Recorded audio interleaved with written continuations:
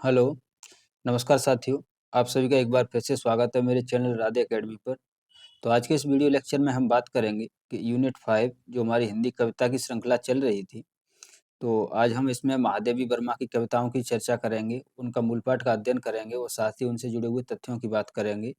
इससे पहले साथियों मैंने सुमित्रा पंत की जो कविताएँ हमारे यूजीसी नेट के सिलेबस में लगी हुई हैं, उन पे हमने बात कर ली है।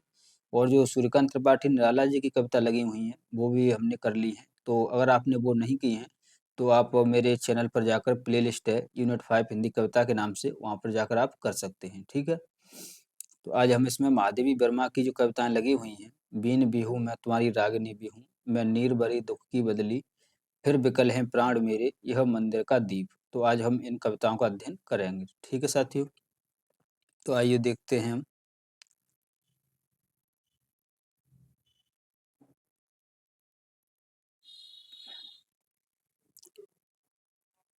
तो दोस्तों सबसे पहले हम महादेवी वर्मा की कविताओं पर जाने से पहले हम महादेवी वर्मा जी से जुड़े हुए तथ्य हैं, उनकी हम बात करेंगे।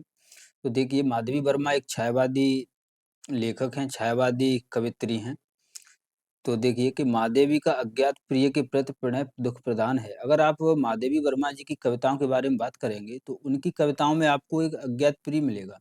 यानी उनकी कविताओं में एक रहस्यात्मक अनुभूति हमें देखने को मिलती है, जिसमें वो किसी अज्ञात प्रिय या प्रियतम, पर आत्मा, परमात्मा इनकी बात करती हैं। तो उसी में पहला बिंदु है कि महादेवी का अज्ञात प्रिय के प्रति प्रणय दुःख प्रदान है, ठीक है? नेक्स्ट जो बिंदु है वह है कि महादेवी वर्मा को आधुनिक युग की मीरा तथा हिंदी के विशाल मंदिर की वीणा पाणी की संज्ञा दी जाती है। ठीक है दोस्तों? यानी जो महादेवी वर्मा है, वो आधुनिक युग की मीरा और हिंदी के विशाल मंदिर के वीणा पाणी के नाम से उन्हें जाना जाता है। ठीक।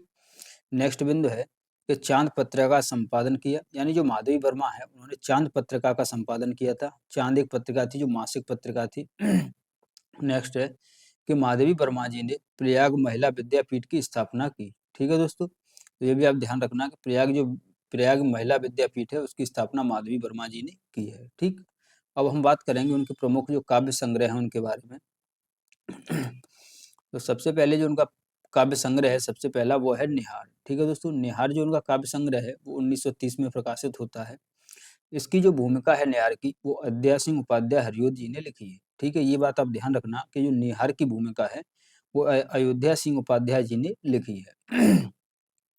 साथ ही जो इसके बारे में जो निहार की कविताएं हैं या इसके गीत हैं, इसके बारे में जो महादेवी वर्मा जी हैं वो कहती हैं, उनका एक कोटेशन है कि निहार के रचना काल में मेरी अनुभूतियों में वैसी ही कौतूहल मिश्रित वेदना उमड़ आती थी, जैसे बालक के मन में दूर दिखाई देने वाली अप्राप्य सुनहली उषा और स्पर्श से दूर सजल मेघ के प्रथम दर्शन से उत्पन्न हो जाती है।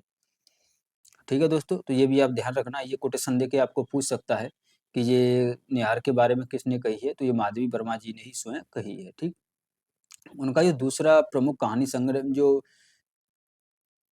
कविता संग्रह है वो रश्मि है, जिसका प्रकाशन 1932 है। ठीक है, सबसे पहले निहार था जिसका प्रकाशन वर्ष 1930, फिर 2 वर्ष बाद आता है उनका रश्मि काव्य संग्रह। इसमें इसके अगर गीतों पर या कविताओं पर देखोगे तो इसमें बौद्ध दर्शन का गहरा प्रभाव दिखता है इसमें। ठीक है दोस्तों। नेक्स्ट है हमारा नीरजा, जिसका प्रकाशन वर्ष 1935 है। फिर है हमारा सांध्य गीत। ठीक है, सांध्य गीत जिसका प्रकाशन 1936 में हुआ था। इसमें 1834 से 1836 के मध्य जो 2 वर्षों में उनके गीत उन्होंने रचे हुए हैं, उन्हीं का संकलन इसमें किया गया है। ठीक। नेक्स्ट है हमारा यामा, ये बहुत इम्पोर्टेंट है।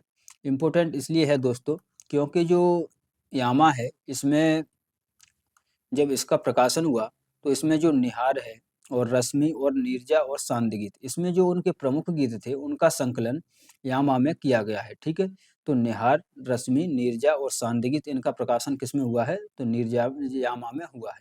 ठीक है, और इसका प्रकाशन क्या है, 1940 है। ठीक, ये बात आप ध्यान रखना। नेक्स्ट है उनका जो काव्य संग्रह है वो दीप शिखा है, जिसका प्रकाशन 1942 है।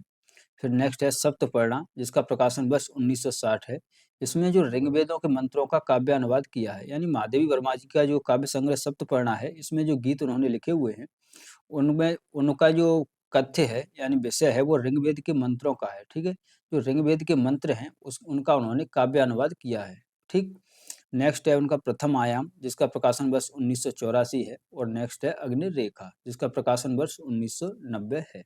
ठीक है दोस्तों, तो ये महादेवी वर्मा जी के प्रमुख काव्य संग्रह हैं, तो इनको आप ध्यान रखिए, साथ में इनके प्रकाशन वर्ष भी ध्यान रखिए, क्योंकि महादेवी वर्मा जी से अगर क्वेश्चन पूछेगा, तो पिछली बार क्वेश्चन आया हुआ था कि जो जून 2024 जो नेट हुआ था, उसमें प्रश्न आया था कि यामा जो उनकी काव्य संग्रह है, या यामा जो इनकी कृति है, इसमें कौन-कौन से काव्य संग्रहों का संकलन किया गया है। तो ये आप ध्यान रखना, निहार, रश्मि, नीरजा और सांदगीत, इनका संकलन निहार में किया गया है। ठीक दोस्तों, इनका एक प्रमुख जो काव्य संग्रह है वो छूट रहा है, उसका नाम है संधिनी। ठीक है, तो इसको भी आप नोट कर लेना अपने नोट्स में, जो संधिनी है, जिसका प्रकाशन वर्ष 1964 में हुआ था, तो इसे भी आप नोट कर लीजिए। ठीक अब हम नेक्स्ट बात करते हैं, उनकी जो पहली कविता हमारे सिलेबस में लगी हुई है, वो है बिन बिहूं मैं तुम्हारी रागिनी भी हूँ। ठीक है, जिसका संकलन किसमें हुआ है, तो नीरजा में हुआ है, और नीरजा का प्रकाशन वर्ष 1935 या 34 है। ठीक है, तो देखिए, दार्शनिक मत का प्रभाव है, यानी अगर आप इस कविता की बात करोगे कि मैं बीन भी हूँ तुम्हारी रागिनी भी हूँ, तो इसमें जो दार्शनिक मत का प्रभाव है, वो भेद अभेद द्वैत अद्वैतवाद का प्रभाव दिखता है इसमें। ठीक है, तो देखिए इस कविता की जो विशेषता है वो है कि मैं शैली में ये कविता लिखी गई है। मैं यह वह के बीच संवाद है। ठीक है, मैं यह वह के बीच संवाद है इस कविता में। कविता 4 चरणों की है, और इस जो 4 चरण हैं, उनमें चारों चरणों में 24-24 मात्राएं हैं, यानी एक पंक्ति में अगर आप बात करोगे तो 24 मात्राओं की एक पंक्ति है। ठीक है, तो देखिए कविता, दोस्तों जो पंक्ति महत्वपूर्ण है उसको मैंने बोल्ड कर रखा है, तो उस पंक्ति को आप जरूर ध्यान रखना। ये पंक्ति आपको डायरेक्ट इनसे क्वेश्चन पूछ सकता है। तो देखिए, सबसे पहले अब हम कविता पाठ करें कि बीन भी हूँ मैं तुम्हारी रागिनी भी हूँ, नींद थी मेरी अचल निस्पंदन कड़ कड़ में, प्रथम जागृत थी जगत के प्रथम स्पंदन में, प्रलय में मेरा पता पद चिन्ह जीवन में, साप हूँ जो बन गया वरदान बंधन में, कूल भी हूँ मैं प्रवाहिनी भी हूँ मैं।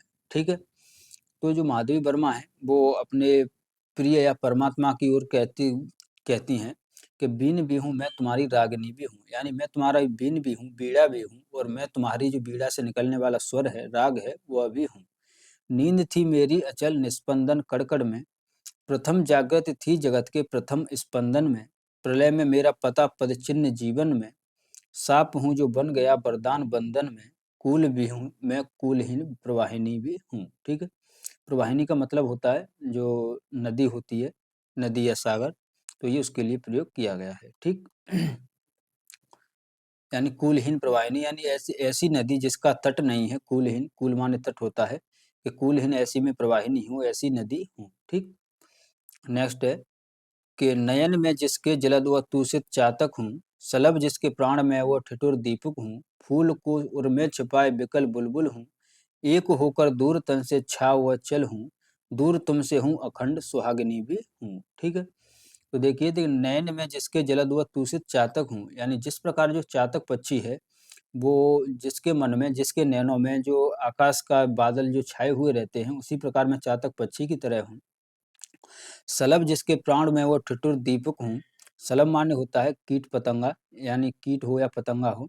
ठीक है, तो सलभ जिसके प्राण व में वह ठिठुर दीपक हूँ, यानी दीपक की लौ में जिस प्रकार कीट जल जाता है, उसी प्रकार मैं उसी में समाहित हूँ।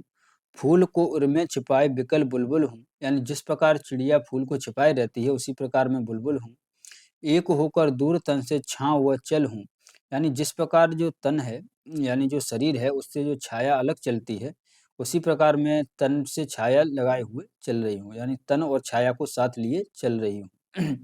दूर तुमसे हूँ अखंड सुहागिनी भी हूँ, एक तरफ मैं तुमसे दूर भी हूँ और मैं अखंड सुहागिनी भी हूँ तुम्हारी। नेक्स्ट देखिए कि आग हूँ जिससे लुढ़कते बिंदु हिमजल के, शून्य हूँ जिसको बिछे हैं पावड़े पल के, पुलक हूँ वह जो पला है कठिन प्रस्तर में, हूँ वही प्रतिबिंब जो आधार है उर में, नील घन भी हूँ सुनहली दामिनी भी हूँ। ठीक, तो आग हूँ जिससे लुढ़कते बिंदु हिमजल के, यानी मैं ऐसी आग हूँ जिससे हिमजल, यानी मैं ऐसी ठंडी आग हूँ जिससे हिमजल के जो बूंदे हैं, वो जो बरस जो ओस की बूंदे हैं, हिमजल की बूंदे यानी ओस की बूंदी हैं, उस प्रकार मेरे निकल रही हैं। शून्य हूँ जिसको बिछे हैं पावड़े पल के, यानी मैं एक तरफ शून्य में भी बंधी हुई हूँ, पुलक हूँ वह जो पला है कठिन प्रस्तर में। मैं पुलक हूँ जो कठिन समय में पला हुआ है। हूँ वही प्रतिबिंब जो आधार है, आधार के उर में। यानी मेरा वही प्रतिबिंब है जो मेरे हृदय में है। नील घन भी हूँ, सुनहली दामिनी भी हूँ। ठीक। नेक्स्ट है कि नाश भी हूँ मैं, अनंत विकास का क्रम भी। त्याग का दिन भी, चरम आसक्त का तम भी। तार भी, आगात भी, झंखार की गति भी। पात्र भी, मधु भी, मधुर विस्मृत भी हूँ। अधर भी हूँ और स्मृति की चांदनी भी हूँ। ठीक है दोस्तों। तो अब हम नेक्स्ट कविता है हमारी, वह है मैं नीर भरी दुख की बदली। तो इस कविता पर हम बात करेंगे। तो सबसे पहले दोस्तों, इस कविता का जो काव्य संग्रह है वो सांध्य गीत है। इस कविता का जो संकलन है वो सांध्य गीत में किया गया है, जिसका प्रकाशन 1936 में हुआ था। तो देखिए, इसमें जो महादेवी वर्मा है, वो जो ये रूपक में लिखी गई एक कविता है, जिसमें बदली है वो स्त्री के बारे में बताती है, और जो आकाश है वो संसार और जगत का रूप धारण करता है। ठीक है। यानी आकाश है वो संसार के रूप में है, और जो बदली है वो स्त्री के रूप में है। ठीक है। तो इसमें देखिए कि मैं नीर भरी दुख की बदली, यानी जो मैं हूँ वो नीर भरी दुख की बदली के समान हूँ। यानी जो बादल में जो बदली होती है, बदली समझ लीजिए बादल का एक छोटा सा हिस्सा, जिस प्रकार उसमें नीर भरा रहता है, तो उसी प्रकार कि मैं नीर भरी दुख की बदली, स्पंदन में चिर निस्पंदन बसा, क्रंदन में आहत विश्व हसा, नैनों में दीपक से जलते, पलकों में निर्जारणी मचली।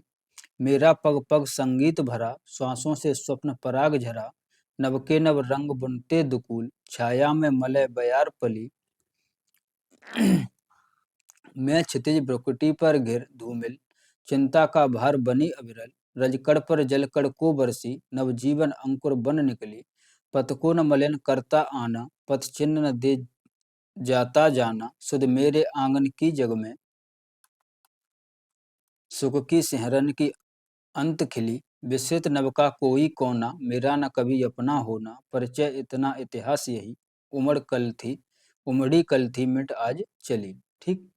तो देखिए इसका भावार्थ कि जो माधवी वर्मा है वो कह रही हैं कि मैं उस नीरभरी दुख की बदली के समान हूँ, जिसका स्पंदन में चिर निस्पंदन बसा है। यानी उसका वास है वो चिर, यानी अस्थायी समय के लिए होता है, थोड़े समय के लिए होता है। क्रंदन में आहत विश्व हसा, नैनों में दीपक से जलते, यानी मेरे नैनों में दीपक से जलते हैं। पलकों में निर्जारणी मचली, यानी मेरे पलकों से आंसू निर्झर बहते रहते हैं। मेरा पग पग संगीत भरा, श्वासों से स्वप्न पराग झरा, नव के नव रंग बनते दुकूल। यहाँ पर दुकूल है वो दुपट्टा है। यानी वो कह रही है कि जिस प्रकार जो बदली है वो आकाश में रहती है, उसी प्रकार नव के नव रंग बनते दुकूल, यानी जिस प्रकार जो बारिश की बूंदें हैं, यानी जल की जो बूंद होती है, उस प्रकार जब सूर्य की किरणें पड़ती हैं, तो उसके जिस प्रकार से रंग बिखरते हैं, उसी प्रकार से मेरा जो दुकूल है दुपट्टा, उसके भी रंग चमक रहे हैं। छाया में मलय बयार पली, मैं क्षितिज भ्रुकुटी पर घिर धूमिल, यानी जो क्षितिज है, यानी जो बदली है वो आकाश में ही होगी। तो मैं क्षितिज भ्रुकुटी पर घिर धूमिल, चिंता का भार बनी अविरल, रजकड़ पर जल कड़ को बरसी, यानी जब बदली बरसती है, रजकड़ यानी धूल के कड़ों पर जब मैं बरसती हूँ, बरस जाती हूँ, जल कड़ हो बरसी, नवजीवन अंकुर बन निकली। यानी जब वो बारिश हो जाती है, तो जब जो धरती पर जो बीज पड़े होते हैं, तो जैसे ही बरसात होती है वैसे ही वो अंकुरित हो जाते हैं। तो उसी प्रकार कह रही है कि नवजीवन अंकुर बन निकली। पथ को न मलिन करता आना, पथ चिन्ह न दे जाता जाना, सुध मेरे आंगन की जग में सुख की सिहरन हो अंत खिली। यानी मेरे पथ में जब मैं यहाँ पे आती हूँ, संसार में आती हूँ, कि तो पथ को न मलिन करता आना, यानी मेरा आना संसार को मलिन यानी गंदा मैला नहीं करता है। पथ चिन्ह न दे जाता जाना, और ना ही मेरा जो जाना है वो यहाँ पे पद चिन्ह दे जाता है। सुध मेरे आंगन की जग में, यानी इस पूरे संसार में, संसार के आंगन में मेरी सिर्फ इतनी ही सुध है कि सुख की सिरन हो अंत खिली, यानी हाल ही मुझे सुख है और हाल हाल ही मेरा अंत हो जाता है। फिर है कि विस्तृत नव का कोई कोना, मेरा न कभी अपना होना, परिचय इतना इतिहास यही, उमड़ कल थी मिट आज चली। ठीक। तो ये पंक्तियां दोस्तों ध्यान रखिए, ये इसी कविता से ली गई हैं। नेक्स्ट नेक्स्ट जो कविता है हमारी वह है बिकल हैं प्राण मेरे। ये भी सांध्य गीत में इसका संकलन किया गया है, जिसका प्रकाशन 1936 है। सांध्य गीत का आप जरूर ध्यान रखना। तो ये कविता है वो प्रश्न शैली में है, और इसमें आत्मा परमात्मा के मिलन की बात कही गई है, और पूरी कविता में 4 पदबंध हैं। ठीक है, तो ये आप ध्यान रखना। देखिए कविता कि फिर बिकल हैं प्राण मेरे, तोड़ दो यह क्षितिज मैं भी देख लूं उस ओर क्या है, जा रहे हैं जिस पंथ से ये वो कल्प उसका छोर क्या है, क्यों मुझे प्राचीर बनकर आज मेरे श्वास घेरे। यानी जो महादेवी हैं वह कह रही हैं कि इस आत्मा और परमात्मा का मिलन क्या है, इसके बीच जो भेद है वो क्या है, वो मैं समझ नहीं पा रही हूँ। तो वो कह रही हैं कि फिर विकल हैं प्राण मेरे, यानी मेरे प्राण ये बात, मेरा मन ये बात जानने के लिए व्याकुल है। तोड़ दो यह क्षितिज मैं भी देख लूं उस ओर क्या है, यानी ये क्षितिज है, ये पर्दा है, ये हटा दो, यानी ये बादल के उस पार क्या है वो मैं जानना चाह रही हूँ। जा रहे हैं जिस पंथ से युग कल्प उसका छोर क्या है, नहीं जिस प्रकार ये युग बीत रहे हैं, समय बीत रहा है, तो हम लोग ये किधर जा रहे हैं। क्यों मुझे प्राचीर बनकर आज मेरे श्वास घेरे, क्यों मेरे पर ये बंधन है कि मैं ये सब न जान सकूं। ठीक। सिंधु की निसीमता पर लघु लहर का लाश जैस कैसा, दीप लघु सिर पर धरे आलोक का आकाश आकाश कैसा, दे रही मेरी चिरंतनता छड़ों के साथ फेरे। यानी जो सिंधु यानी जो सागर है, जिस प्रकार से उसकी निस्सारता है, निसीमता यानी उसकी जो असीमता है, पर लघु लहर का लाश कैसा, उस पर जो लहर है वो छोटी क्यों होती जा रही है। दीप लघु सिर पर धरे आलोक का आकाश कैसा, यानी दीप सिर पर रखे हुए, छोटा सा दीप सिर पर रखे हुए, उससे आकाश में आलोक कैसा। दे रही मेरी चिरंतनता छड़ों के साथ फेरे, बिंब ग्राहकता कणों को सलभ को चिर साधना दी, पुलक से नवभर भरा धरा को कल्पनामय वेदना दी, मत कहो हे विश्व झूठे है अतुल वरदान तेरे। नव डुबा पायान अपनी बाढ़ में भी क्षुद्र तारे, ढूंढने करुणा मृदुल घन चीर कर तूफान हारे, अंत के तम में बुझे क्यों आदि के अरमान मेरे। ठीक है दोस्तों, अब जो हमारी नेक्स्ट कविता है वह है यह मंदिर का दीप इसे नीरव जलने दो। तो इसका संकलन है वो दीप शिखा में हुआ है, और दीप शिखा का जो प्रकाशन वर्ष है वो 1942 है। तो ये आप ध्यान रखिए, क्योंकि जो यूजीसी नेट में प्रश्न पूछे जाएंगे, इसमें इन कविता में से आपको ऐसे ही प्रश्न पूछे जाएंगे, इनमें से हो सकता है कि महत्वपूर्ण पंक्ति के दे के एक आध दो पूछ दे। तो मोस्टली जो क्वेश्चन है वो प्रकाशन वर्ष से ही आते हैं, तो इसका प्रकाशन वर्ष ध्यान रखिए। इसका प्रकाशन दीप शिखा में हुआ है 1942। यह कविता है वो मंदिर और दीप के संबंध में की गई है, बात की गई है, जिसमें दीप है वो साधक का प्रतीक है, और साथ ही इसमें साधनात्मक रहस्यवाद का निरूपण हुआ है इस कविता में। ठीक, तो देखिए कि यह मंदिर का दीप इसे नीरव जलने दो, रजत शंख घड़ियाल स्वर्ण बंसी बीड़ा स्वर, गए आरती बेला को सत सत लय से भर, जब था कल कंठों का मेला वह से उपल तिमिर था खोला, अब मंदिर में इष्ट अकेला इसे अजर का शून्य गलाने को गलने दो। यानी जो महादेवी जी वर्मा है वो कह रही हैं कि जिस प्रकार से मंदिर में दीप जलता है शाम को जब आरती होती है, कि यह मंदिर का दीप इसे नीरव जलने दो, यानी जो मेरा जो जीवन है वो मंदिर में दीप के समान है, वैसे ऐसे ही जलने दो।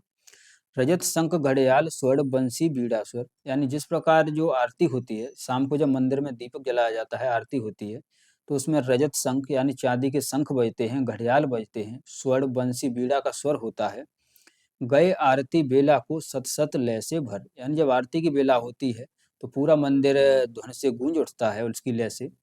जब तक कल कंठों का मेला, यानी जब आरती हो रही थी तब वहाँ पे बहुत से लोग थे, तो वहाँ पे एक कल कंठों का मेला लगा हुआ था। बेहसे उपल तिमिर था खेला, अब मंदिर में इष्ट अकेला, यानी जब आरती के बाद जब लोग चले जाते हैं तो फिर जो इष्ट है यानी भगवान है उसकी मूर्ति ही उसमें अकेली रह जाती है। इसे आजिर का सूर्य गलाने को गलने दो। नेक्स्ट है कि चैड़ों से चिन्हित अलिंद की भूमि सुनहली, प्रण सिरों के अंक लिए चंदन की दहली, झर सुमन बिखरे अछत सित, धूप अर्घ नैवेद्य परमित, तम में तम होंगे अंतर्निहित, सबकी अर्चित कथा इसी लो में पलने दो।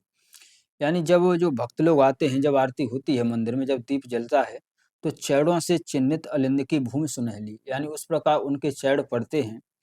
पुड़त सिरों के अंक लिए चंदन की दहली, यानी जो दहली है, यानी जो मंदिर की दहरी होती है, जो मंदिर का फर्श होता है, वो चंदन से लिपा हुआ होता है, यानी उसको इस तरह किया जाता है।